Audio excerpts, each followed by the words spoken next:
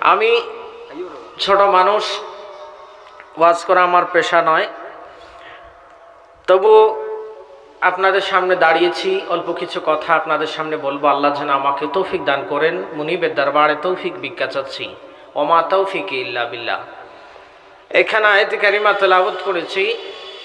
এই আয়াতের আলোকে আমি যতটুকুন সময় পাই সেই সময়ের ভিতরে সংক্ষিপ্ত আকারে কিছু কথা বলবো। প্রিয় হাজিরিন, এই পৃথিবীতে বিতর্কিত অসংখ্য অগণিত জিনিস রয়েছে যেগুলা নিয়ে মানুষ বিতর্ক করে। এই হুজুর এটা এই দিক দিয়ে বলে, এই হুজুর এটা ওই দিক দিয়ে বলে। আমরা কেউ ওই হুজুরকে মানি, কেউ ওই হুজুরকে মানি। কিন্তু এই পৃথিবীতে বিতর্কের ঊর্ধ্বে একটা মাত্র জিনিস আছে যেটার ব্যাপারে কেউ কোনো বিতর্ক করে না, সেটা হচ্ছে মৃত্যু। কোনোদিন কোন হুজুরকে শুনছেন যে না আমি মারা যাবো না বলে কোন হুজুর যুক্তি দেখায়? এরকম কোন হুজুর আছে? বাইরে একদম বাঙালি একদম, যদি কয় আমি মরতাম না। মুসলমান মানে, হিন্দু মানে, খ্রিস্টান, বৌদ্ধ, এমনকি নাস্তিকরা পর্যন্ত মৃত্যু স্বীকার করে, কিন্তু মৃত্যুর পরের যে জীবন আছে সেটাকে অস্বীকার করে। এই মৃত্যু আপনাকে আমাকে মৃত্যুর স্বাদ একদিন গ্রহণ করতে হবে, এটা পৃথিবীর সবচেয়ে সত্য বিষয়। একটা মানুষ জন্মগ্রহণ করার পরে সে মৃত্যুবরণ করা আর দুনিয়ায় বেঁচে থাকা, এই দুইটার মধ্যে সে মৃত্যুবরণ করবে যে এটা বেশি সত্য। আপনারা বসেন, কিয়াম করতেছেন, এত মিলাদ পড়তেছি না, বসেন। কিয়াম তো কিয়ামের সময় করবেন, না বলে সুন্দরী বউ। এই পৃথিবীতে হায়াত এবং মৌত, এই দুইটার মধ্যে বেশি সত্য হচ্ছে কি? মৃত্যু। আমার আল্লাহ সুবহানাহু ওয়া তাআলা ইরশাদ করছেন, الذي خلق الموت والحياة ليبلوكم أيكم أحسن عملا। আল্লাহ বলছেন কি? আমি আল্লাহ হায়াত এবং মৌত দুটাকে সৃষ্টি করছি। কেন? লিআইকুম আহসানু আমালা। আমি আল্লাহ দেখতে চাই তোমরা সবচাইতে বেশি ভালো আমল করো কে। এই পরীক্ষার জন্য আমি হায়াত এবং মৌত এই দুইটাকে সৃষ্টি করেছি। এখানে দেখেন আল্লাহ হায়াত এবং মৌত এই দুইটা কথা উল্লেখ করছেন, কিন্তু হায়াতের আগে তিনি মৌতের কথা বলছেন। আল্লাযী খালাকাল মাউতা ওয়াল হায়াতা, আগে মৃত্যুর কথা বলছেন।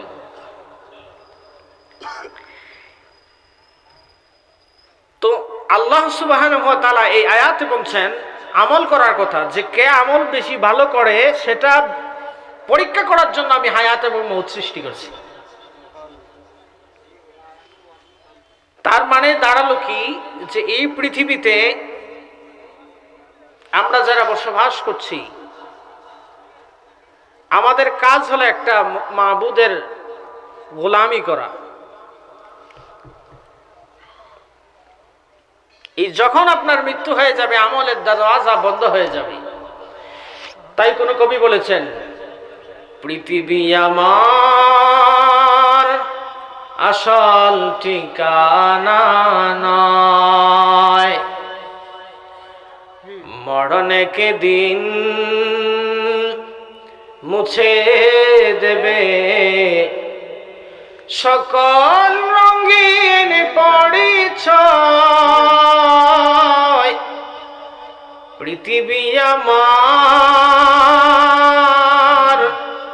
আসল ঠিকানা নয়, মিছে এই ক্ষমতার দ্বন্দ্ব, মিছে গান কবিতার ছন্দ, মিছে এই ক্ষমতার দ্বন্দ্ব, মিছে গান কবিতার ছন্দ। মিছে অভিনয় নাটকের মঞ্চে, মিছে অভিনয় নাটকের মঞ্চে, মিছে জয় আর পরাজয়। পৃথিবী আমার আসল ঠিকানা নয়, মরণে দিন মুছে দেবে সকল রঙিন পরিচয়। পৃথিবী আমার আসল ঠিকানা নয়, এটার আসল ঠিকানা নয়। যেদিন মৃত্যু হয়ে যাবে সেদিন আপনার সব পরিচয় মুছে যাবে, তখন আপনার পরিচয় হয়ে যাবে আপনি লাশ। আপনি যখন মারা যাবেন, মারা যাওয়ার পরেই কবর জগতে যখন আপনাকে রাখার পয়গাম চলবে, এই পৃথিবীতে বহু মানুষ মারা যায়। নবী করিম সাল্লাল্লাহু আলাইহি ওয়াসাল্লাম ইরশাদ করেছেন, পৃথিবীর কোন মানুষ যখন, ভালো কোন মানুষ যখন ইন্তেকাল করে, তার আত্মীয় স্বজনেরা তার গোসলের ব্যবস্থা করে, দাফনের ব্যবস্থা করে, জানাজার আয়োজন করে। ওই নেককার লোকটা বলে, তোমরা কেন আমার জন্য দেরি করছো? কেন আমাকে কবরে দিচ্ছ না? কেন দেরি করছো? আমার কবরটা তো জান্নাতের বাগান হয়ে গেছে, তোমরা আমাকে কবরে রাখবা আর আমার জান্নাতের নাজ নেয়ামতের ফয়সালা শুরু হয়ে যাবে। সুবহানাল্লাহ বলেন। আর যখন বদখার ইন্তেকাল করে, বদখার ইন্তেকাল করার পরে ওই মাটি অভিশাপ দিতে থাকে, এই মাটির মধ্যে আমাকে, আমার এই মাটির মধ্যে তোমরা এই লোকটাকে রাখিও না, একে রাখলে এখানে কবরের আযাব হবে, আমারও কষ্ট হবে।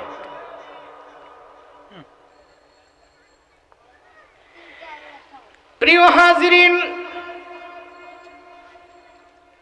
সবাই জানে মৃত্যু সামনে আছে, সবাই এটা সামনে রাখি, কিন্তু কেন জানি সবাই মৃত্যুটাকে বিশ্বাস করি, বিশ্বাস করার পরেও আবার কেন জানি এই মৃত্যুর চিন্তাটাকে পিছনে ঠেলে দিয়ে দুনিয়ার পিছনে আমরা দৌড়াই। আমরা জানি আজ সকালে ঘর থেকে বাহির হয়ে যাওয়ার পরে আবার সন্ধ্যাবেলা ঘরে ফিরে আসবো, এটার কোনো বিশ্বাস নাই। আমি জানি রাত্রে ঘুমানোর পরে আবার প্রাণ নিয়ে সজাগ হব, এটার কোনো বিশ্বাস আমার নাই। তবু আমরা আগামী দিনের জন্য সব তৈরি করতে ব্যস্ত হয়ে যাই, তবু দুনিয়ার পিছনে দৌড়াই, তবু ব্যাংক ব্যালেন্স করার জন্য দৌড়াই, তবু সম্পদ একত্রিত করার জন্য দৌড়াই। কিন্তু না, যখন আপনি ইন্তেকাল করবেন, ইন্তেকাল করার পরে আল্লাহ রাব্বুল আলামিনের দরবারে আপনার কোটি কোটি টাকার সম্পদের কোনো মূল্য থাকবে না। আল্লাহ এটা জিজ্ঞেস করবে না, বান্দা তোমাকে দুনিয়ায় দিয়েছিলাম, তুমি কত টাকার ব্যাংক ব্যালেন্স করে রেখে এসেছো? তুমি কত টাকা ব্যাংক ব্যালেন্স করেছো? কত একর, কত কেয়ার, কত বিঘার জায়গা তুমি মালিক হয়েছো? আমার আল্লাহ এটা প্রশ্ন করবে না। আমার আল্লাহ রাব্বুল আলামিন তখন বান্দার কাছে একটা জিনিস চাইবে, আইয়ুকুম আহসানু আমালা। বান্দা, তোমাকে যে আমি 60, 65, 70, 100 বছর হায়াত দিলাম, এই হায়াতে জিন্দেগিতে তুমি কি কি ভালো কাজ করেছ? আমি আল্লাহর ফরমাবরদারি কতটুকু করেছ? আমি আল্লাহর অনুগত্য কতটুকু করেছ? আমি আল্লাহর গোলামি কতটুকু করেছ? গোলামি যদি করো তাহলে আমি আল্লাহর দরবারে আসো, যদি আমার গোলামি করে থাকো তাহলে আমি আল্লাহর পক্ষ থেকে আজকে তোমার জন্য জান্নাতের ফয়সালা রয়েছে। পড়েন সুবহানাল্লাহ।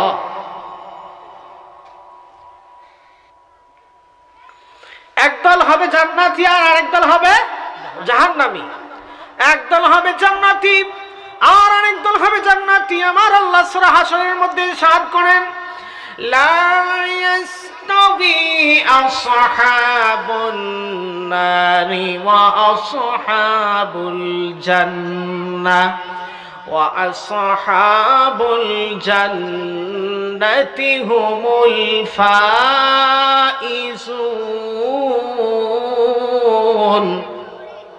আমার আল্লাহ রাব্বুল আলামিন বলেন, দুনিয়ার মানুষ, কোন মানুষ হবে জাহান্নামী, কেউ হবে, কিছু দল হবে জাহান্নামী আর কিছু মানুষ হবে জান্নাতি।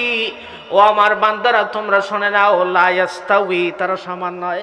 জান্নাতি আর জাহান্নামী সমান নয়, জান্নাতি আর জাহান্নামী সমান নয়, আতার দিন সমান নয়, দুনিয়ার আখিরাত সমান নয়, হায়াত আর মাউত সমান নয়, পূর্ব পশ্চিম সমান নয়, উপর আর নিচ সমান নয়, আলেম আর জাহিল সমান নয়, হক আর বাতিল সমান নয়, সুন্নি আর বাতিল কখনো সমান হতে পারে না। আল্লাহ রাব্বুল আলামিন বলেন জান্নাতি আর জাহান্নামী তারা সমান নয়। আর যারা জান্নাতি হয়ে যাবে, জান্নাতি হয়ে যাওয়ার কারণে তারা হবে ওয়া আসহাবুল জান্নাতি হুমুল ফাইজুন। যারা জান্নাতি হয়ে যাবে, জান্নাতের অধিবাসী যারা হয়ে যাবে, আমার মাওলা আমার মালিক বলেন যারা জান্নাতি হয়ে যাবে তারা কি হয়ে যাবে? যারা জান্নাতি হবে তারা উইনার হয়ে যাবে, তারা বিজয়ী হয়ে যাবে। এটা এমন বিজয় নয় যে আজকে 2 গ্রামে খেলাধুলা হলো, খেলাধুলার পরে এক দল 3টা গোল আর আরেক দল 0 গোল, 3 গোল যারা দিছে তারা মিছিলে মিছিলে বাড়ি যায়। এই ধরনের জয় নয়, এই ধরনের জয় নয়, খেলাধুলার জয় নয়, প্রতিযোগিতার জয় নয়। আমার আল্লাহ রাব্বুল আলামিন বলেন ফাকাদ ফাজা ফাওজান আযীমা।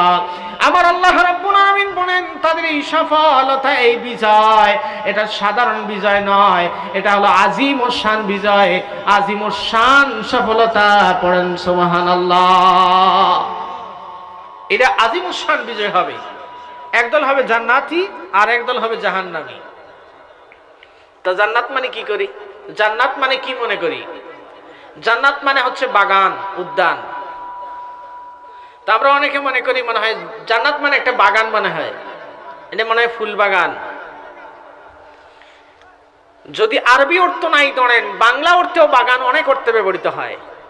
অনেক সময় আমরা বলি কোরআনের বাগান, কখন বলি নবীজির বাগান, কখনো বলি সুন্নতের বাগান, ইত্যাদি ইত্যাদি অনেক অর্থেই বাগান শব্দ ব্যবহার করি। তো বাগান শব্দের অর্থটা কি অর্থে এখানে ব্যবহার করি? সুশৃঙ্খল, সুসজ্জিত অর্থে ব্যবহার করি।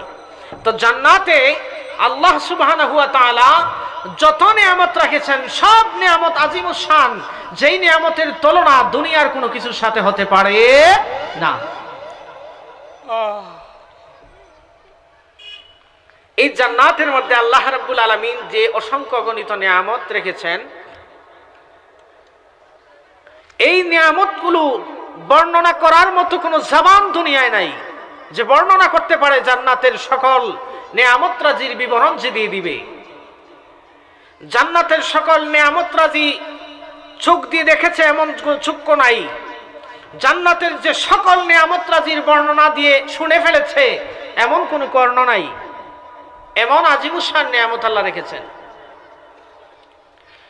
আল্লাহর নবীর সাহাবী সাইয়্যিদুনা আবু হুরায়রা রাদিয়াল্লাহু তাআলা আনহু প্রশ্ন করেন, ইয়া রাসূলুল্লাহ আল জান্নাতু মা বিনাউহা, ইয়া রাসূলুল্লাহ নবী গো, জান্নাত আল্লাহ রাব্বুল আলামিন যে জান্নাতের ওয়াদা করেছেন, এই জান্নাতটা আসলে কি দিয়ে তৈরি? এই জান্নাতটা কিসের তৈরি? ইয়া রাসূলুল্লাহ, মায়ের নবীজি আমার, এই জান্নাত কিসের তৈরি নবীজি?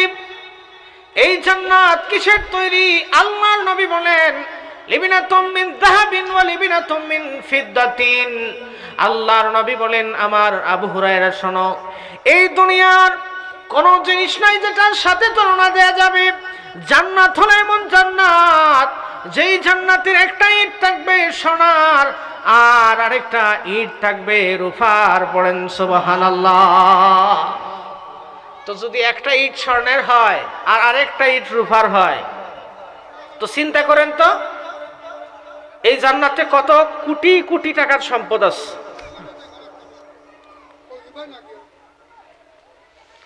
এই জান্নাতে একজন জান্নাতি কত কোটি কোটি টাকার মালিক হবে। আমরা মনে করি এই দুনিয়ায় যেহেতু বেঁচে আছি, বেঁচে থাকার জন্য খুব সুন্দর ঝলমলে উজ্জ্বল একটা বাসস্থানের দরকার। যেই বাসস্থানের দিকে তাকাইলে দুনিয়ার সব মানুষ দেখেই বলবে বাপের বেটা একটা বাড়ি বানাইছে। এই আপনারা বসেন, হ্যাঁ বসেন বসেন বসেন, বসে যান। তাহির সাহেবের ডায়লগ, তাহির সাহেব বলে যে বুঝো না, বসে যান। ও তোমরা দাঁড়াও দিকে তো তাহিরি বসে যান কয়, নাহলে কইতো না। তোমরা পাবলিকরা দাঁড়াই থাকো।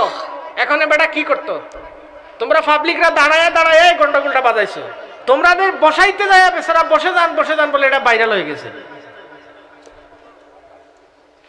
তোমরা দাঁড়াই দেখে এই ঘটনা ঘটছে। এ বেচারা তো বসে যান বলে। আর কিছু মাহফিল দেখছি কি, এই মাহফিল গুলোতে আরে ঠিক আমারে গরম করেন না, গরম আমি হব সময় মতো। কিছু মানুষ আছে করে কি, ও আমার তায়েরির বদনাম বসে যান কয়, ও বসে যান কইতো না তো হুইয়া যান কইতো নি। হুতি যান কইলে তো বালিশ দিতে হইব, খাতা বালিশ তুমি দিবা। বেচারা বসে যান কইছে তো শুধু বসা লাগবে, বসতে তো আর চেয়ার ছাড়াও বসা যায়। আর যদি কইতো শুইয়া যান তাহলে তো খাতা বালিশ দেওয়া লাগতো। তো এই কারণে বেচারা শুইয়া যান কয় নাই, বসে যান বলছে। আর কিছু মাহফিল দেখি যখন উল্টা পাল্টা হুজুরের কথা বলে আর পাবলিক যখন দুলাই শুরু করে তখন কয় লা ইলাহা ইল্লাল্লাহ, ও তখন বসে যান কয়। যখন ফিডা শুরু করে তখন ঠিকই বসে যান কয়, তাইরি গলে দোষ। আপনাদেরকে বসে যান বলতে হবে নাকি? এই পিচ্ছিরা বসো, দাঁড়াও কারণটা কি? বসো। তো আমি বলছিলাম আল্লাহ সুবহানাহু ওয়া তাআলার প্রিয় হাবিব বলছেন জান্নাতের মধ্যে, এই জান্নাত আল্লাহ তাআলা কি দিয়ে নির্মাণ করেছেন এই প্রশ্নের জবাবে নবী বলেছেন জান্নাতের একটা ইট হবে রূপার আর একটা ইট হবে সোনার। তো যেই জান্নাতি একটা সোনা, যেই জান্নাতির দালান কোঠা এগুলা সোনা এবং রূপার দ্বারা তৈরি থাকবে, ওই বেচারা কি দুনিয়ার মাটির পিছনে দৌড়াইতে পারে? কথা মনে বুঝেন নাই? যেই ব্যক্তি তার বাসস্থান হলো, ঠিকানা হলো জান্নাতে, যেখানে সোনার উপর তৈরি জান্নাত থাকবে, ওই লোক কি মাটির পিছনে দৌড়ায়? তোমার একদিকে যদি সোনার উপা দেই আর আরেকদিকে মাটি দেই, তুমি কোন দিকে দৌড়াবা? এই সবাই কথা বলো, কোন দিকে? সোনার দিকে, মাটির দিকে দৌড়াবো না। তার মানে যে ভালো জ্ঞানী মানুষ সেই দুনিয়ার পিছনে দৌড়াবে না, সে পরকালের পিছনে দৌড়াবে। আচ্ছা এখন তো বসাইলাম, এখন কি সামনে আসেন কই আবার মিছিল দিতে হইবে? একটু কাছে আসেন না ভাই, এখানে সামনে আসেন। তাইরি আসলে জায়গা পাবেন না বসার, সামনে আসেন। অনেক লোক। তো বলছিলাম জান্নাতের একটা ইট হবে স্বর্ণের আর একটা ইট হবে রূপার। একটা ইট হবে স্বর্ণের আর একটা ইট হবে রূপার। তো সোনার রূপার যদি জান্নাত হয় তাকে, ইট পাইলাম দুই জাতের। এখন কইবেন হুজুর মশলা টসলা আসেনি কিছু? মশলা ছাড়া কেমনে লাগাই ময়টা? আল্লাহর নবী বলেন ওয়ামালা তুহাল মিসকুল আসফার। আল্লাহর নবী বলেন দুনিয়ার মানুষের আরে স্বর্ণের ইট আর রূপার ইট যখন তোমাদের বলে দিলাম, তাহলে এটাও জেনে নাও আমার আল্লাহ এই জান্নাতকে নির্মাণ করার জন্য এই জান্নাতের দুইটা ইটের মধ্যখানে আমার আল্লাহ রাব্বুল আলামিন মেশকো, সুগন্ধিযুক্ত মেশকো দ্বারা এই দুইটা ইট দিয়ে মশলা হিসেবে ব্যবহার করবেন। পড়েন সুবহানাল্লাহ। মার্কেট থেকে মেশকো কিনে দেখেন কি দাম। এবার প্রশ্ন জাগে কত বড় জান্নাত আল্লাহ নির্মাণ করবেন?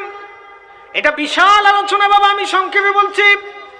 আল্লাহর নবী রাহমাতুল লিল আলামিন সরকারে দু জাহান বলেন একজন আদনা জান্নাতি যে হবে, জান্নাতের সর্বনিম্ন মর্যাদার যে জান্নাতি হবে, আল্লাহ সুবহানাহু ওয়া তাআলা তাকে এমন বড় বিশাল আয়তনের জান্নাত দান করবেন, তার ওই জান্নাতটা আয়তনে হবে এই দুনিয়ার চাইতে 10 গুণ বড়। পড়েন সুবহানাল্লাহ। কত গুণ? দুনিয়ার থেকে কত দূর? কত গুণ? 10 গুণ। এই দুনিয়া দেখছেন নি ঘুরে? এই দুনিয়া কি ঘুরে দেখা শেষ হয়েছে? দুনিয়ার উত্তর দক্ষিণ বলতে পারবো এখনো? অনেক মানুষ আছে ঢাকা শহর যায়, উত্তর দক্ষিণ কোন দিকে হইতে পারে না। উত্তর কোন দিকে? নামাজ পড়ার জন্য জিজ্ঞেস করে পশ্চিম কোন দিকে। বাবা তুমি একটু বাড়ির থেকে কিছু দূর চলে গেলে পূব পশ্চিম করতে পারো না। ওই জান্নাতে যে আল্লাহ দিবে দুনিয়ার চাইতে 10 গুণ বড় জান্নাত দিবে একজন আদনা জান্নাতীর জন্য। তো সর্বোচ্চ জান্নাতি কত বড় হবে? সুবহানাল্লাহ, সুবহানাল্লাহ।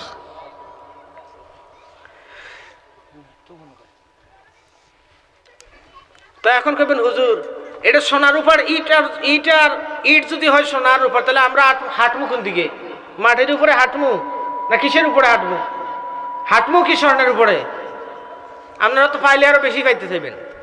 আমার নবী বলেন জাফরান, আল্লাহর নবী বলেন দুনিয়ার মানুষেরা রে, জান্নাতে যে তোমরা যাবা, এই জান্নাতের মাটি সাধারণ মাটি থাকবে না, এই জান্নাতের মাটিগুলো হবে জাফরানের তৈরি। পড়েন সুবহানাল্লাহ।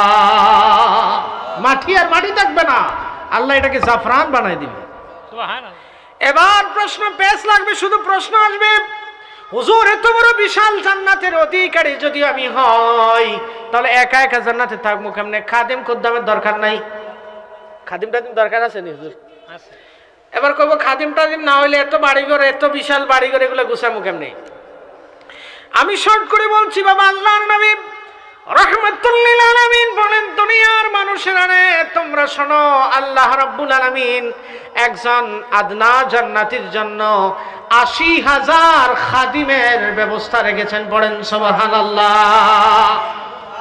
কয় হাজার? এই তোমরা কিপটানি সুবহানাল্লাহ কোন আজ একটা আওয়াজ করে বলো সুবহানাল্লাহ। এখন শুরুতেই যদি ব্যাটারি ডাউন হয়ে যায় তাহলে বাকি দিন কি করবা? তো এই বিশাল জান্নাতকে আপনি এনজয় করার জন্য আল্লাহ রাব্বুল আলামিন আপনাকে ৮০,০০০ খাদেম দিবেন। সুবহানাল্লাহ। ৮০,০০০ খাদেম। চিন্তা করেন তো, কোন ৮০,০০০ খাদেম মানে এটা তো এক বিশাল রাজ্যের সমান হবে। আর খাদেমেরা কিরকম থাকবে? আমার আল্লাহ বলেন ওয়ায়াতুফু আলাইহিম ওয়ালদানুম মুখাল্লাদুন। আল্লাহু আকবার। এরা কিরকম থাকবে? এরা ইয়াতুফু আলাইহিম, এরা আশেপাশে ঘোরাফেরা করবে, কোনো খাদিমকে ডেকে ডুকে আনতে হবে না। ডাকতে ডাকতে আব্দুল্লাহ আব্দুল্লাহ আব্দুল্লাহ ডাকতে ডাকতে ও মাঠে গেছে, আর ফিরে আসে না। চাচা ডাকতে ডাকতে শেষ, বেহুশ, ও কানেই শোনে না। কিন্তু জান্নাতে ৮০,০০০ খাদেম থাকবে, আপনি কাউকে ডাকতে হবে না। ইয়াতুফু আলাইহিম ওয়ালদানুম মুখাল্লাদুন, এরা আপনার চতুর্দিকে শুধুমাত্র ঘোরাফেরা করতেই থাকবে। এরা কিয়ামত, এরা অনন্তকাল পর্যন্ত এরা নওজোয়ান থাকবে, যুবক থাকবে। যখনই আপনি ডাক দিবেন আপনার সেবার জন্য তারা প্রস্তুত থাকবে। পড়েন সুবহানাল্লাহ। এবার কবেন হুজুর খাদিমের ব্যবস্থা তো হলো, খাদিমটা খাওয়া দাওয়া আসেনি, খাওয়ান দাওয়ান ছাড়া কেমনে কি করা? আর তো বাঙালি শুধু খাইতে চায়। কবে খাওয়ান দাওয়ান না থাকলে কেমনে কি করবো? এত কিছু সোনার পাখি খাইয়া ফেট বলবো নাকি? এই খাওয়ানোর বর্ণনা কেমনে কইতাম আপনাদেরকে। জান্নাতের মধ্যে যে সকল খাবার থাকবে, কোন জান্নাতি খাবার খাবার জন্য রান্না করা লাগবে না। সুবহানাল্লাহ। রান্না করার কোনো প্রয়োজন হবে না। নাই। ওই জান্নাতি বান্দা আকাশের দিকে পাখি উড়ে যাবে, যখন বান্দা দেখবে সুন্দর চমৎকার চমৎকার পাখিগুলি উড়ে উড়ে যাচ্ছে, বান্দা চিন্তা করবে আর মনে মনে বলবে, আল্লাহ আমার দেশের বাড়িতে, গ্রামের বাড়িতে, দুনিয়ার বাড়িতে আমার তো শর্টগান ইয়ারগান কিচ্ছু ছিল না। শর্টগান শিকারীরা শিকার করে করে বকবগুলা এগুলো খাইছে, আমার তো বকবগুলা কিচ্ছু ছিল না, আমি শিকার টিকার করতে পারি নাই। এত সুন্দর পাখি আকাশের দিকে উড়ে যায়, যদি ওই পাখিটার বোনাগোস্ত খাইতে পারতাম তাহলে কত মজা লাগতো। এই বান্দা কল্পনাটা করেছে মাত্র, বান্দা এখনো জবান থেকে বলেন নাই, এই বান্দা এখনো জবান থেকে উচ্চারণ করেন নাই, বান্দা শুধুমাত্র মনে মনে বলেছে। মনে মনে বলতে দেরি হবে, একটা থালার মধ্যে ওই পাখির গোশতগুলো বোনা হয়ে একদম তার মুখের সামনে চলে আসবে, আর বান্দা হাত দিয়ে দিয়ে খাওয়া শুরু করে দিবে। বলেন সুবহানাল্লাহ। বলতে দেরি, আমার আল্লাহ এই কথাই বলছেন, ওয়ালাকুম ফিহা মা তাশতাহি আনফুসুকুম ওয়ালাকুম ফিহা মা তাদউন। আল্লাহু আকবার। আল্লাহ বলেন কি? তাশতাহি আনফুসুকুম, ও বলা লাগবে না, শুধুমাত্র তার নিজে নিজে চিন্তা করবে। চিন্তা করতে দেরি হবে, আল্লাহ তার নেয়ামতগুলো তার একদম কাছে সামনে এনে হাজির করে দিবে। সুবহানাল্লাহ। আর জীবনে কত মুরগি খাইছেন, কত মুরগা খাইছেন, কোনোদিন জীবনে দাওয়াত খাইয়া বাড়িতে যাইয়া বেচারি কত সুন্দর মুরগ জব করে খাওয়াইছে, আসার সময় কি মুরগিটা জিদ্দা করে দিয়ে আসতে পারতেন? না। পারছেন? কিন্তু এখানে কি হবে, আপনি যখন পাখিটা খাবেন, খাওয়ার পরে হাড্ডিগুলো থেকে আবার সুন্দর করে পাখিটা ফুরুত করে দৌড়াইয়া আকাশে উঠতে থাকবে, সুবহানাল্লাহ। আবার দৌড়া শুরু করবে। তাহলে ভালো তো খাওয়ান দাওয়ানোর ব্যবস্থা করবেন। এখানে কি আঙ্গুর টাঙ্গুর থাকবো নি? খুব আঙ্গুর টাঙ্গুর আসেনি। ফলের কথা কি বলবো, এক কথায় বলি, একটা গাছের মধ্যে সব ধরনের ফল ধরবে। আল্লাহ কইব বান্দা খা, জনমের খাওন খা। এক গাছে সব ধরনের ফল, আর এক ফলের ভিতরে আপনি যদি চান এক গাছে বহু ধরনের ফল ধরবে। আপনি জান্নাতের ফল খাওয়ার জন্য এই সময় যদি আমরা কেউ কাঁঠাল চাই, কাঁঠাল ফল খাওয়ার মতো পরিস্থিতি মৌসুম এই মুহূর্তে আমাদের নাই। এখন যদি কই কাঁঠাল ফল খাওয়া যাইব নি, কাঁঠাল ফল দিতে পারবে কেউ? এখন কাঁঠালের মৌসুম না, এখন যেই ফলের মৌসুম না, এটা আমরা খেতে পারি না। জান্নাতে কোনো ফল খাওয়ার জন্য আল্লাহ রাব্বুল আলামিনের দরবারে আপনি কোনো ফল খাওয়ার জন্য কোনো মৌসুমের অপেক্ষা করা লাগবে না। যখন যেটা চাইবেন আল্লাহ সেই ফলটা আপনার দরবারে হাজির করে দিবেন। বলেন সুবহানাল্লাহ। এবার কইবেন খাইমু কি দিয়ে? প্লেট মেলেট হইলে ভালো হয়। প্লেট সারা খাইবেন না, পাতা লিয়ে খাইবেন? আরে সিন্নিতে বহু জীবনে ফাতা নিয়ে খাইছেন। ইমানদাররা জান্নাতে গেলে পাতা পুতার বেল আছে? এই পাতা দিয়ে খাইবেন না, প্লেট মেট লাগবো। এই প্লেটগুলো কিসের তৈরি হবে? এই প্লেটগুলো হবে সোনা আর রূপার তৈরি। সুবহানাল্লাহ। সোনা আর রূপার তৈরি প্লেট, ইচ্ছা মতো বান্দা খাবে। আর সিংহাসনে এরকম হেলান দিয়া বসবে, এরকম করে হেলান দিয়া সিংহাসনের মধ্যে আল্লাহ রাব্বুল আলামিন তার বান্দাকে বসাবেন। তার কামরা থাকবে আলাদা আলাদা, পৃথক পৃথক কামরা থাকবে। কিছু কামরা এরকম থাকবে, কোন যদি শৌখিন মানুষ হয় কইব একটা শূন্য কামরা হইলে ভালো হয়। কি শূন্যের উপরে? যদি শূন্যের উপরে কোনো কামরা থাকে তাহলে ঢুকলে মনে হয় ভালো হয়। আল্লাহর নবী বলেন, ইন্না ফিল জান্নাতি লাগুরাফান লাইসা লাহা মাগালিকু মিন ফাওকিহা ওয়ালা ইমাদু মিন তাহতিহা। আল্লাহর নবী বলেন, রে আমার উম্মতেরা শোনো, তোমরা যদি ইচ্ছা করো জীবনে বহুদিন মাটির মধ্যে থাকছো, পিলারের উপরে বিল্ডিং বানায় থাকছো, ও আমার উম্মতেরা তোমরা শোনো, আল্লাহ রাব্বুল আলামিন জান্নাতের মধ্যে কিছু কিছু জান্নাতীদের জন্য এমন ব্যবস্থা করে রেখেছেন যাদের কামরাগুলো থাকবে শূন্যে ভাসমান, যেগুলোর নিচে দিয়ে কোনো পিলার থাকবে না, উপর দিয়েও দৌড়ার মতো কোনো ব্যবস্থা থাকবে না। বলেন সুবহানাল্লাহ। শূন্যে থাকবে না। কেমনে থাকবে? শূন্যের উপরে। 100 তলা বিল্ডিং দেখে এরকম করি মাথা এরকম করি থাকায়, ও মা গো মা, দেখা যায় না। আছে না নাই? আছে। আইফেল টাওয়ারে যদি কোনো মানুষের নিয়ে দেয় তাহলে ও মাটিতে শুয়ে দেখতে হইব। জি। তো এটার জন্য এই বিল্ডিং এটা দেখার জন্য আপনাকে মাথা নিচু করতে হবে না। আল্লাহর নবীর সাহাবীরা প্রশ্ন করেন, কিলা ইয়া রাসূলুল্লাহ কাইফা ইয়াদখুলুহা আহলাহা? ইয়া রাসূলুল্লাহ, ওই বিল্ডিংটা যদি শূন্যের উপরে ভাসমান থাকে তাহলে আপনার উম্মত যারা জান্নাতি হবে তারা ঢুকবে কেমনে?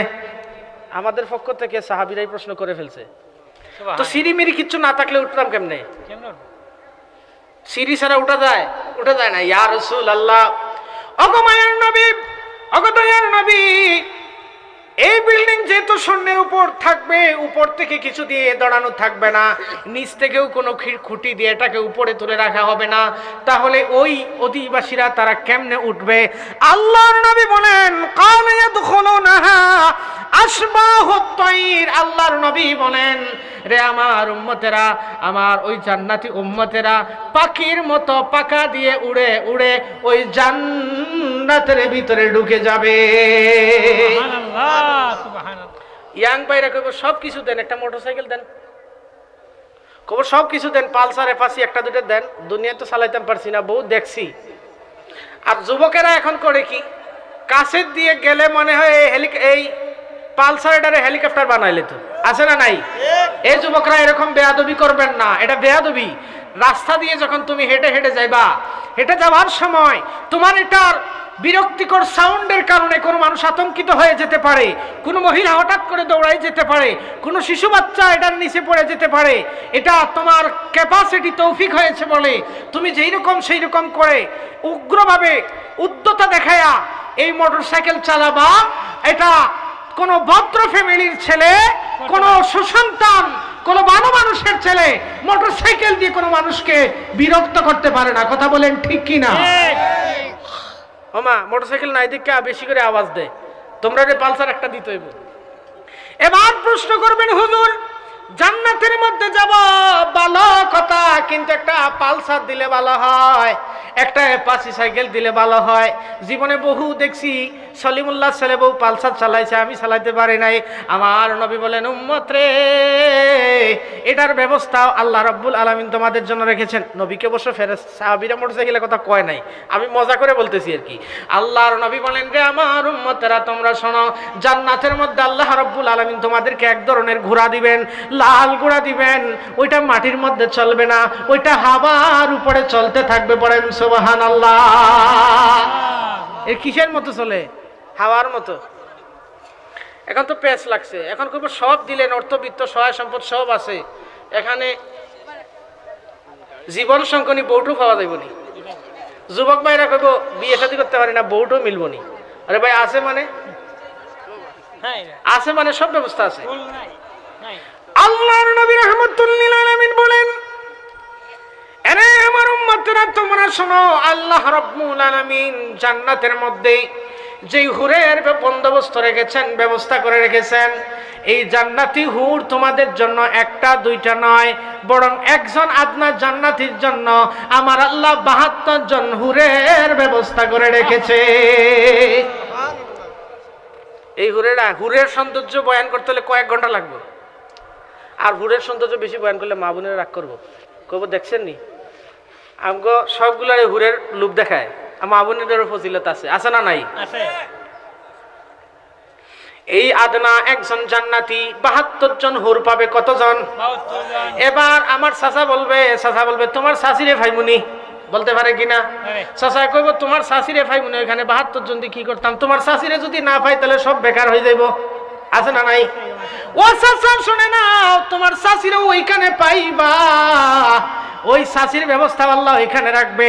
এই ৭২ জন হুরের সৌন্দর্য যদি একদিকে দেওয়া হয়, আর একজন নেককার ইমানদার জান্নাতি, একজন ইমানদার নারী যদি তার ঠোঁটের সৌন্দর্যটা তার স্বামীর সামনে দেখায়, তাহলে ৭২ জন হুরের সৌন্দর্য এক পাল্লায় দেওয়ার পরে একজন মুমিন ইমানদার নারীর সৌন্দর্যের পাল্লা বাড়ি হয়ে যাবে। হুরদের মধ্যে আর জান্নাতি নারীদের মধ্যে প্রতিযোগিতা হবে, বিতর্ক করবে। কি করবে? আগে হুরের সৌন্দর্যের কথা বলে নেই। আল্লাহর নবী রাহমাতুল লিল আলামিন বলেন, এই হুরেরা একটা ধাতু দিয়ে তৈরি নয়, তিনটা ধাতু দিয়ে আল্লাহ তাআলা এই জান্নাতি হুরদেরকে তৈরি করছেন।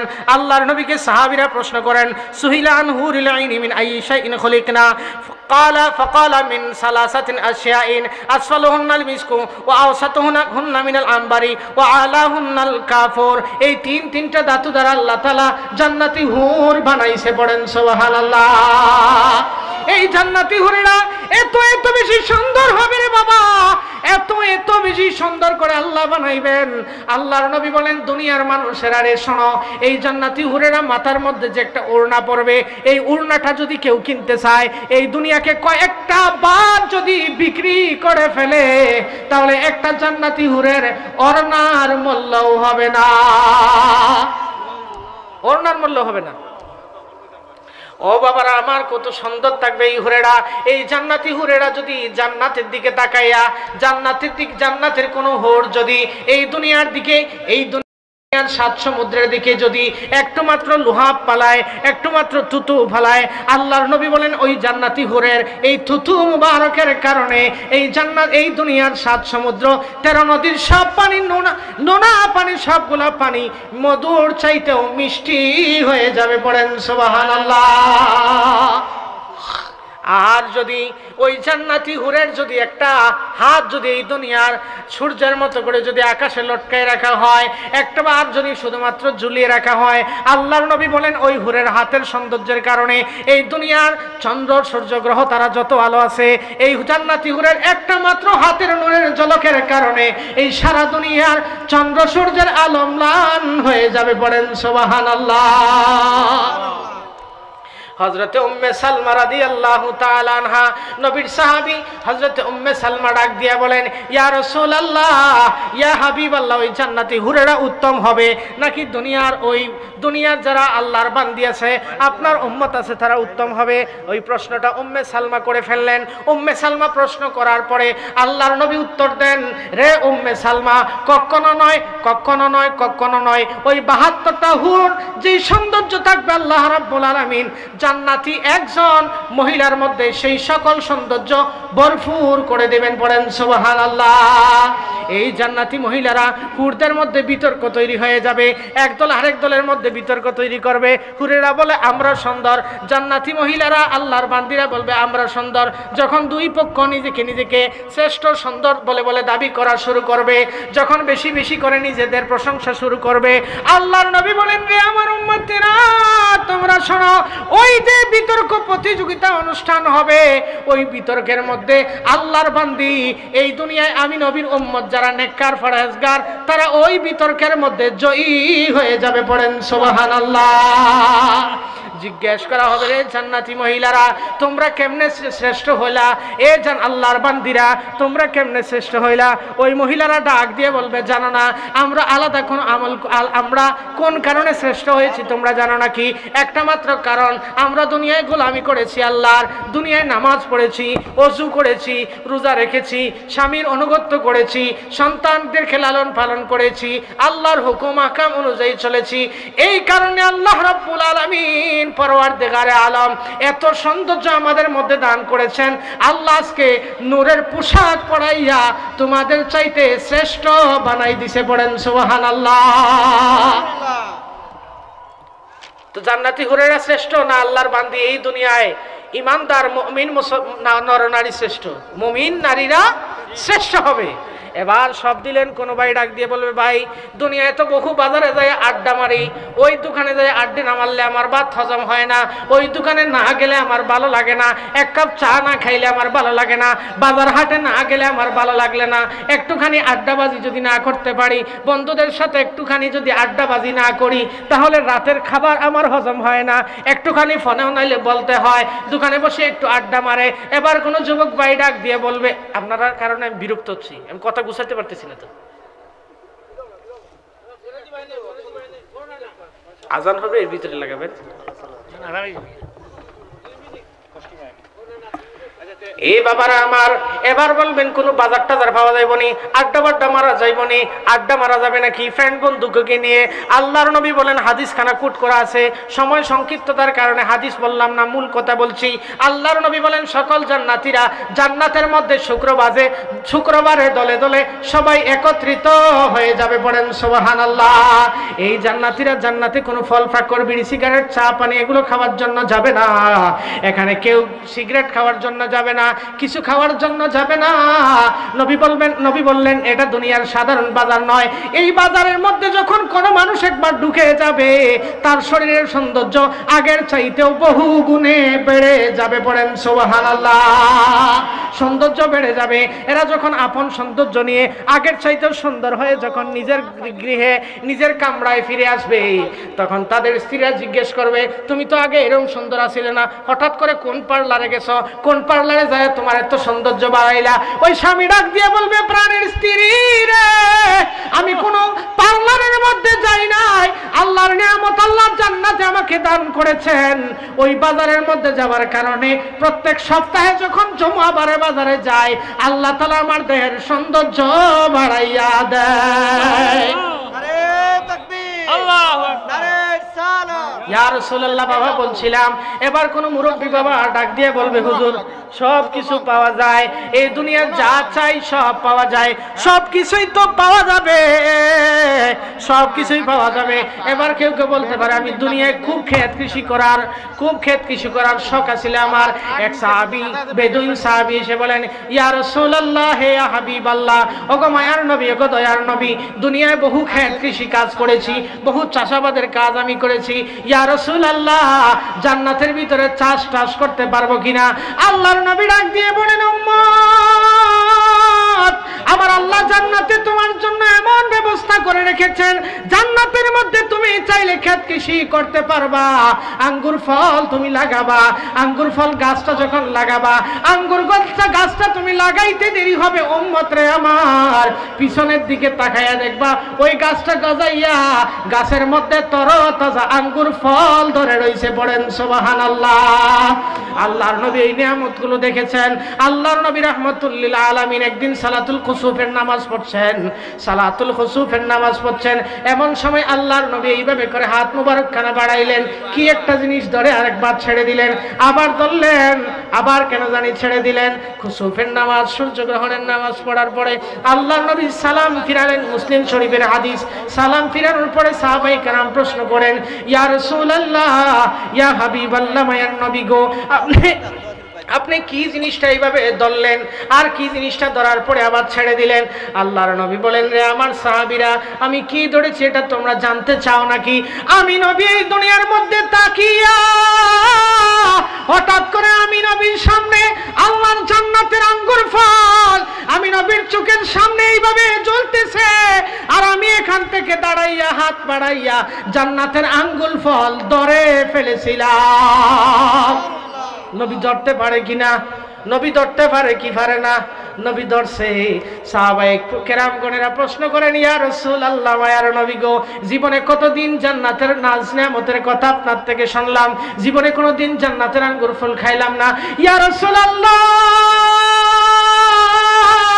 ওগো মায়ার নবী, দয়ার নবী, আপনি কাজকে জান্নাতের ফলগুলো নিজ হাত মোবারক দিয়ে ধরলেন, আপনার পাগল উম্মতেরা আপনার পাশে বসে আছে, জান্নাতের আঙ্গুর ফল না খাওয়াইয়া ছেড়ে দিলেন কেন? আল্লাহর নবী বলেন, রে আমার উম্মতেরা শোনো, আমি নবী আল্লাহর নিজাম ভঙ্গ করি নাই, আল্লাহর নিজামের মধ্যে আমি হাত দেন নাই, আমি দিলাম না রে আমার উম্মতেরা, কিন্তু যদি আমি নবী আঙ্গুর ফলটাকে একবার মুঠি দিয়ে ধরে তোমাদের মধ্যে এনে দিতাম, এই আঙ্গুর ফলের মধ্যে কত বরকত জাননি, এই আঙ্গুর ফলের মধ্যে কত বরকত আল্লাহ রেখেছেন জাননি। আমার আল্লাহর ওই জান্নাতের আঙ্গুর ফলগুলো যদি আমি নবী একবার ধরে এনে তোমাদেরকে দিতাম, তোমরা আজকের থেকে লাউ আকালতম, যদি তোমরা এটা খাইতা, লা বাকিয়াতিদ দুনিয়া, যতদিন দুনিয়া বাকি থাকতো ততদিন পর্যন্ত তোমরা এই আঙ্গুর ফল খাইতা, এই এক টুকরা আঙ্গুর ফল শেষ হইতো না। পড়েন সুবহানাল্লাহ। একটা আঙ্গুর ফল যদি কিয়ামতের দিন পর্যন্ত খাওয়া যায়, তো বাকি ফলগুলো চেষ্টা করেন। এবার প্রশ্ন জাগবে, সময় আছে না? এবার প্রশ্ন করবেন, হুজুর এত খাওয়ান খাইবো, জনমের খাওয়ান খাইবো, তাহলে টয়লেট পাবো কই? টয়লেটের দরকার আছে নি? এবার কবে টয়লেট ময়লেট করবো কেমনে? ও বাবারা, ক্লিয়ার কাট শুনে রাখেন, জান্নাতের মধ্যে কোনো টয়লেটের দরকার নাই, কোনো নাপাকির দরকার নাই, কোনো জান্নাতির প্রস্রাব হবে না, কোনো জান্নাতির পায়খানা হবে না, এমনকি কোনো জান্নাতির তুতু হবে না, এমনকি কোনো জান্নাতির নাক দিয়ে কোনো দিন সর্দির কারণে শিকিনি পড়বে না। পড়েন সুবহানাল্লাহ। এবার জিজ্ঞেস করবেন, হুজুর তাহলে এত খাওয়ান আমরা খাইবো, এই সবগুলা খাওয়ান যাবে কোথায়? এক পেটের মধ্যে কত বছর এগুলো রাখবো? আল্লাহর নবী বলেন, রে আমার উম্মতেরা শোনো শোনো, এই খাবারের জন্য তোমাদেরকে টয়লেটে যেতে হবে না, কখনো পেট খারাপ করবে না, এই খাবার তোমার ইচ্ছা মতো হবে। একজন জান্নাতীর সামনে 1,60,000 প্লেট খাবার আমার আল্লাহ তার সামনে মওজুদ রাখবে। পড়েন সুবহানাল্লাহ। এবার বলবেন, হুজুর তাহলে ওই জান্নাতের ভিতরে যে এত খাবার খাবো, এগুলো হজম হবে কিভাবে? ও আমার বাবারা, জান্নাতীরা এত খাবার খাইবে, এত খাবার খাওয়ার পরে জান্নাতীরা শুধুমাত্র একটা মাত্র ডেকুর দিবে, ডেকুরের মধ্যেই তাদের গায়ের থেকে এক ধরনের ঘাম ঝরবে, এই ঘামের কারণে সকল হাজতের সমাপ্তি হয়ে যাবে। কোটি কোটি খাবার খাইলেও সব খাবার এক নিমিষেই হজম হয়ে যাবে। পড়েন সুবহানাল্লাহ। হজম হয়ে যাবে, সব কিছু হজম হয়ে যাবে, টয়লেট যাওয়া লাগবে না। প্রিয় হাজিরিন, এবার বলতে চাই, এই জান্নাত পেতে হলে নবীর মহব্বতের দরকার আছে না নাই? এটা আওয়াজ করে বলেন, আছে না নাই? কিছু আলেমেরা বাহির হয়েছে কোরআনের তাফসীরের নামে, পরে কোরআনের তাফসীর কোরআনের আয়াত পড়ে, যে আয়াতে আল্লাহ রাব্বুল আলামিন তার হাবিবের মহব্বতের কথা বলেছেন, এই আয়াত পড়ে নবীর মহব্বতের ওয়াজ করে নবীর বিরুদ্ধে, নবীর মহব্বতের বিরুদ্ধে। আছে না নাই? এই যারা এই ধরনের করেন, আল্লাহকে ভয় করেন, আল্লাহর নবীর হাদিস শোনেন। আল্লাহর নবী বলেছেন, মান ফাসসারাল কুরআনা বিরাইহি ফালইয়াতাবাওয়া মাকআদাহু মিনান নার। যে সকল মানুষেরা আল্লাহর কোরআনকে মন গড়া ব্যাখ্যা বিশ্লেষণ করবে, তোমরা তোমাদের কপালে লিখে নাও, তোমরা তোমরা নির্ধারণ করে নাও, তোমাদের জাহান্নাম হবে তোমাদের ঠিকানা। কথা বলেন ঠিক কিনা? আয়াত পড়লো নবীর মহব্বতের, আর ওয়াজ করে নবীর বিরুদ্ধে। দৃষ্টান্ত দেয় কি? আবু তালিবের দৃষ্টান্ত দেয়। কি? আবু তালিব সারা জীবন নবীকে মহব্বত করে, জান্নাত নাকি পায় নাই। তো এটা দৃষ্টান্ত দেয় যে মহব্বত করে কি হবে, সারা জীবন আবু তালিব নবীকে মহব্বত করেছে, মহব্বত করে তো জাহান্নামে গেল। চিৎকার করে পড়েন না নাউযুবিল্লাহ। আমি আপনাদের কাছে প্রশ্ন করতে চাই, আবু তালিব যদি জাহান্নামে যান, তো নবীকে মহব্বতের জন্য জাহান্নামে গেছে? নবীকে মহব্বতের কারণে জাহান্নামে গেছে? নবীর মহব্বতের কারণে তো জাহান্নামে যায় নাই। প্রিয় হাজিরিন, তোমরা যদি, তারা বলতে চায় নবীর মহব্বত শুধুমাত্র আমল ছাড়া নবীর মহব্বত করলে হবে না, আমি বলতে চাই নবীর মহব্বত ছাড়া আমল তো আব্দুল্লাহ ইবনে উবাই করেছিল, নবীর পিছনে নামাজ পড়ছে, জান্নাত পাইছে? সে তো জান্নাত পায় নাই। তোমরা যারা আমল থেকে মানুষকে আমলের দিকে ধাবিত করার জন্য নবীর মহব্বতের বিরোধিতা করতে চাও, তোমরা জেনে নাও, আবু তালিব দৃষ্টান্ত হতে পারে না। দৃষ্টান্ত হলে আব্দুল্লাহ ইবনে উবাই হবে, যে সারা জীবন নবীর পিছনে নামাজ পড়েও নবীর মহব্বত না থাকার কারণে নাজাত পায় নাই। প্রিয় হাজিরিন, তাফসীরুল কোরআন নাম দিয়ে ইচ্ছা মতো করে মন গড়া তাফসীর করে করে উম্মতে মুসলিমাকে গোমরাহ করা হচ্ছে, উম্মতে মুসলিমাকে গোমরাহ করা হচ্ছে। আল্লাহ রাব্বুল আলামিন এই ধরনের কথিত মুফাসসির সম্পর্কে বুখারী শরীফের হাদিস নবী বলেছেন, আল্লাহর নবী বলেন, ইয়াকরাউনাল কোরআন, তারা কোরআন পড়বে। কি পড়বে? তারা কোরআন পড়বে।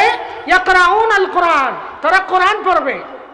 লা ইউজাউযু তারাকিহিম, কোরআন পড়বে, সমদূর কণ্ঠে কোরআন পড়বে, কিন্তু কোরআন এটা তাদের কণ্ঠনালীর নিচে যাবে না। আমি বলছি না নবী বলছেন? এই সুন্নি মুসলমানরা একটা আওয়াজ দেন, আমি বলছেন না নবী বলছেন? নবী বলেছেন এটা তাদের কণ্ঠনালীর নিচে যাবে না। পড়বে সুন্দর সুন্দর করে কোরআন, কিন্তু কণ্ঠনালীর নিচে যাবে না। অবাক কথা, কোরআন পড়বে, এটা কণ্ঠনালীর নিচে যাবে না। ইয়া রাসূলুল্লাহ, এটা কেমন কথা? এরা কি ঈমানদার হবে না? আল্লাহর নবী বলেন, ইয়ামরুকুনা মিনাদ-দ্বীন কামা ইয়ামরুকুর রাহমু মিনাস সামিয়া।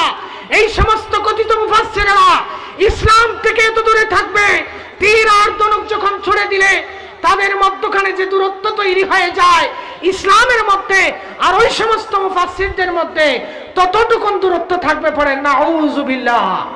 সুতরাং তাফসীরুল কোরআন নাম দেখলেই লাফ দেওয়া যাবে? বহু মুফাসসিরে কোরআন রাসূলের শানে আঘাত করে করে কথা বলে, মিলাদ জায়েজ নাই। আরে বাবা, সব কিছু আছে, মিলাদ নাই। মুস্তাহাব কাজের বিরোধিতা করাও বেদাত, মুস্তাহাব কাজের বিরোধিতা করাও কি বেদাত। কত বেদাত, সব বেদাত মজা লাগে। সামরা টুকায়া লিল্লাহ খাইতে মজা লাগে, নবীর মহব্বতের কিছু বললেই এটা মজা লাগে না। তোমরা চামড়া তোলা বন্ধ করো, চামড়া তোলা বেদাত। নবীর মহব্বতে যদি মিলাদ পড়া বেদাত হয়, তাহলে লিল্লাহ তোলার জন্য চামড়া উঠানো এটাও বেদাত। ঠিক কিনা বলেন? চামড়া উঠানো এটাও বেদাত। যদি মিলাদ বন্ধ করতে হয়, তাহলে এটাও বন্ধ করো, এটাও বন্ধ করতে হবে। সব কিছু বেদাত। নবীর বিরুদ্ধে কিছু পাইলেই সেটা মজা লাগে না, সব মজা লাগে। নবীর সম্মানের কিছু পাইলেই মজা লাগে না, বেদাতের ওয়াজ শুরু করে দেয়। নবী আজানের আগে দুরূদ সালাম দেই, সেটার দলিল পকেটে রেখেই, মওজুদ রেখেই দেই। দলিল চাইতে দিতে পারবো। মিলাদ পড়ি মুস্তাহাব, এটার দলিল আছে মিলাই আমরা করি। নবীর সম্মান, আরে বাবা, নবীর শানে কসিদা কইলে কই গান বলে গাই? গান গাওয়া তো জায়েজ আছে। নবীর গান গাওয়া জায়েজ আছে না নাই? নবীর গান গাওয়া জায়েজ আছে। নবীর গান গেয়েছেন নবীর কবি হাসান ইবনে সাবিত নবীর শানে গান গেয়েছেন। তিনি বলেছেন ওয়া হাসানু মিনকা লাম তারাকাত আইনি ওয়া আজমালু মিনকা লাম তালিদিন নিসাউ।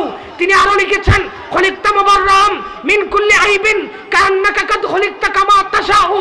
নবীর শানে কবিতা লিখেছেন, নাত লিখেছেন আল্লামা সাদি বালাগাল উলা বিকামালিহি কাশাবাত তুজা বিজামালিহি হাসানাত জামিউ খিসালিহি। আল্লামা বুসরি নবীর শানে নাত লিখেছেন মাওলায়া সাল্লি ওয়া সাল্লিম দাইমান আবাদা আলা হাবিবিহি খাইরি খালকি কুল্লিহিমি। নবীর শানে নাত লিখেছেন আল্লামা নুরউদ্দিন মুহাম্মদ আব্দুর রহমান জামি তানাম ফরসৌদা যা পারা যে হিজরা যে হিসিয়া ইয়া রাসূলুল্লাহ। নবীর শানে কবিতা লিখেছেন আলা হযরত ইমাম আহমদ রেজা খান ফাদল ইবনে নবী আলাইহির রাহমাতু ওয়া রিদওয়ান। তিনি লিখেছেন মুস্তাফা জানে রহমত পে লাখো সালাম, পড়েন সুবহানাল্লাহ। তো নবীর শানে নাত পড়া জায়েজ আছে না নাই? আছে না নাই? আমরা নবীর গান গেয়েই যাব, তবে নাচানাচি ছাড়া, দুল বাদ্য ছাড়া।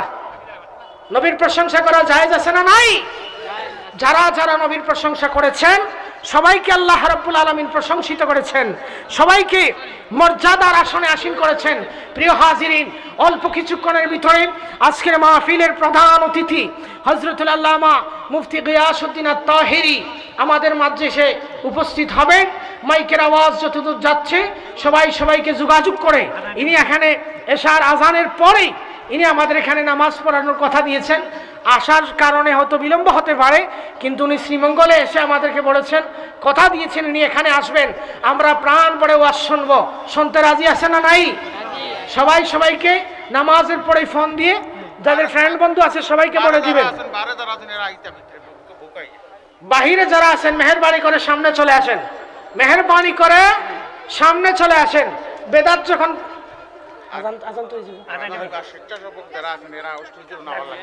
মাহফিলের স্বেচ্ছাসেবক যারা আছেন মেহেরবানি করে আপনারা স্টেজের পিছনে চলে আসেন, স্টেজের পিছনে চলে আসেন, এখনই আজান হবে।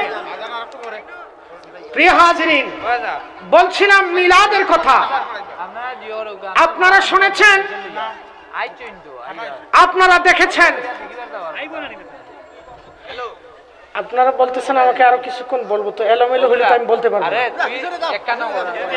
এলোমেলো হলে তো আমি বলতে পারবো না, 5 মিনিট বলতে হলে আমাকে গুছাতে হবে কথা।